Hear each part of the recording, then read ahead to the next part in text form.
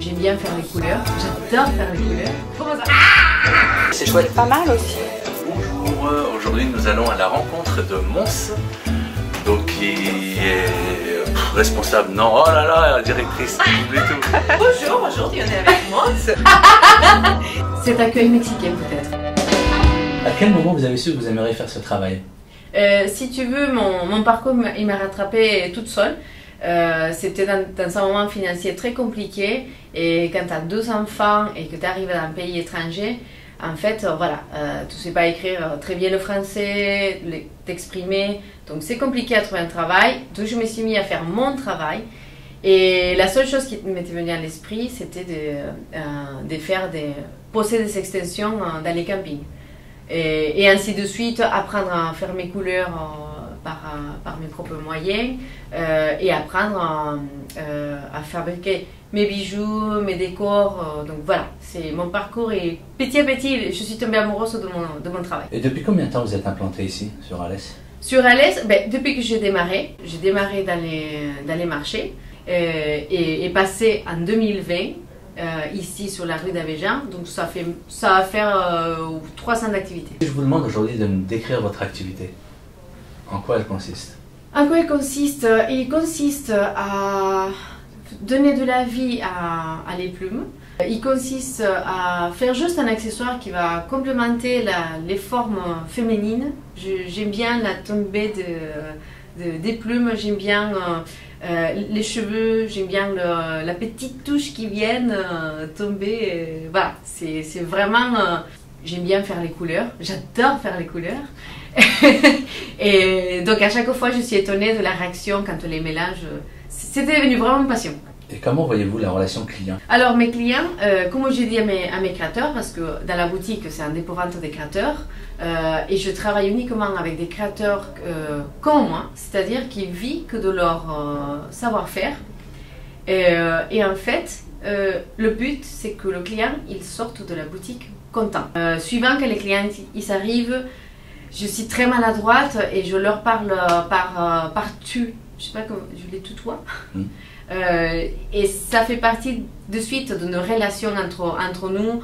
Rigoler, il s'est trompé de magasin, c'est pas grave. Donc toujours dans cet accueil mexicain peut-être. Donc c'est un peu ce qui rejoint votre touche personnelle? Je crois que c'est ça. Je pense que c'est le petit accueil un peu latin, un peu salut, comment tu vas, vous cherchez quoi, je pense que c'est ça. Pourquoi les Cévennes alors? Et pourquoi pas? Parce que je suis tombée ici par hasard, j'ai rencontré mon mari, donc voilà. C'est Alès, une ville qui est très calme, c'est une ville qui a tout ce qu'il faut, et j'ai un plan de vie, c'est ma maison, mon travail, l'école des enfants. Et tout doit se passer à Marchand, dans le centre-ville. Donc je mise sur le centre-ville. Comment se passe votre activité ici? Ici, petit à petit, en fait, les gens ils trouvent ça très intéressant parce que c'est quoi cette affaire plumassier? Et pourquoi t'appeler plumassière? Donc voilà, les gens ici viennent parce qu'ils viennent découvrir ces drôles d'oiseaux.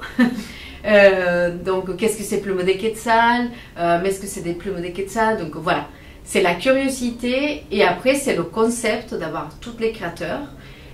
Maintenant j'ai commencé à développer aussi les extérieurs avec mes créateurs. À tour de rôle les samedis ils seront en extérieur. Donc c'est sympa parce que ça va faire encore plus ces liens entre les clients et mes créateurs. D'accord. Si je vous demande de nous expliquer très rapidement ce que c'est justement les plumes de quetzal? Le quetzal c'est un oiseau très très beau.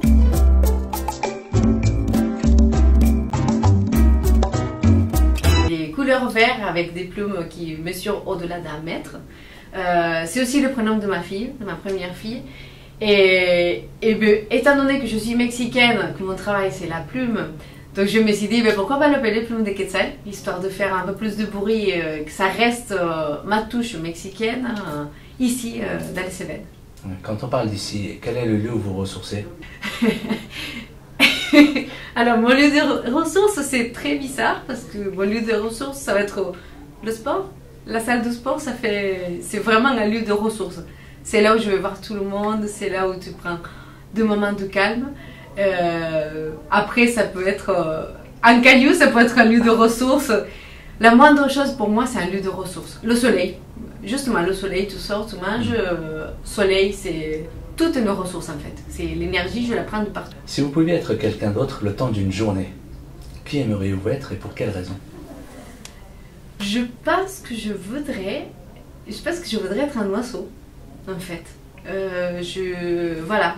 Si on parle d'un animal, je voudrais être un oiseau. Je voudrais bien me lancer à pic, rentrer dans l'eau, juste comme ça pour le plaisir de te mouiller. Je pense que ça serait très très joli. D'accord, on va finir avec une question. Quel est votre péché mignon?